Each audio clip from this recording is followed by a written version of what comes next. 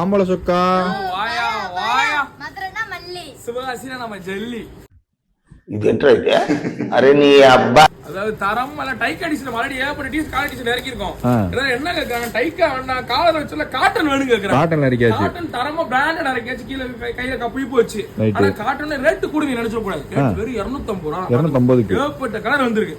அடுத்து இந்த ஸ்போர்ட்ஸ் காலையில அந்த ஜாக்கிங் வாக்கிங் எல்லாம் போட்டு போறாங்க பாரு, அதனால ஸ்போர்ட்ஸ்ல இருக்கு அப்படி வேறு இருக்கு பாரு, தரமா உறிஞ்சிரும். 150 ரூபா, வெறும் 150 ரூபா. 10 கலர் 15 கலர் வந்திருக்கு எல்லாமே. அடுத்து நீ பிரீமியம் ஆகணும்னு நினைக்கிறியா, ரேட்டு செலவழிக்க வேண்டாம். இந்த டீஸ் வாங்கி போட்டா வெறும் 350 ரூபா தான். தரமா இருக்கு, சூப்பரா இருக்கு. என்ன நவாப்பால கலரா?